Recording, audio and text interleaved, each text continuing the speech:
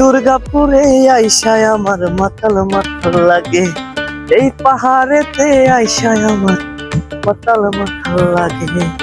আসসালামু আলাইকুম সবাইকে, সবাই কেমন আছেন? আমি এখন আছি নেত্রকোনা জেলার দুর্গাপুর, সুসং দুর্গাপুরের চীনামাটির পাহাড়ে।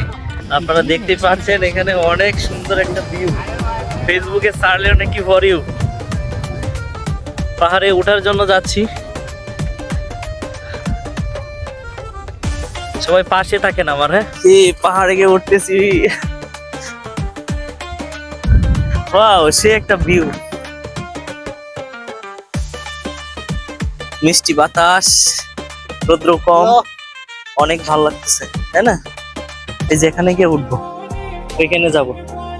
গাইস খুব কষ্ট হচ্ছে, আল্লাহ। চাচা এখানে একলা একলা আপনি কি করতেছেন? হ্যাঁ, এই চীনামাটির পাহাড়ের উঁচু পাহাড়ে আপনি কি করতেছেন চাচা? কি বিক্রি করতেছেন? হ্যাঁ, শরবত, তারপরে কি কিরা কত করে দিচ্ছেন? 10 টাকা প্রতি পিস, 10 টাকা নাকি 20 টাকা করে? ও সেই প্রশান্তি। যারা যারা দুর্গাপুর পাহাড়ে আসবেন তারা হচ্ছে এই চাচার সাথে দেখা করবেন, এসে একটা কিরা অথবা শশা আর না হয় এক গ্লাস শরবত খেয়ে যাবেন, তাই না?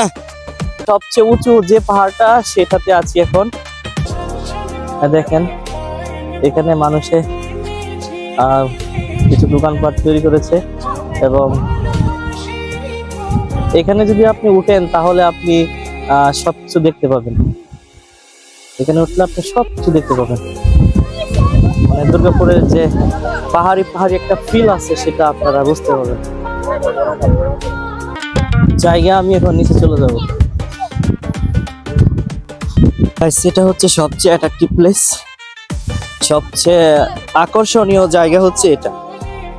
এখানে আপনি যদি দুর্গাপুর আসেন, এখানে না বসে যদি আপনি ছবি না তুলতে পারেন তাহলে আপনার দুর্গাপুর ভ্রমণটাই হচ্ছে বিতা যাবে।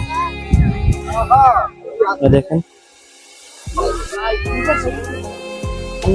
অনেক মানুষ এখানে ছবি তুলতেছে, কেউ কেউ আসছে তাদের পরিবার পরিজনদেরকে নিয়ে, কেউ কেউ আসছে তাদের মনের মানুষকে নিয়ে।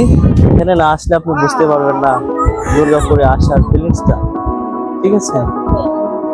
এটা হচ্ছে একটা লেক, আর লেকটা দেখতে পাচ্ছেন কত সুন্দর।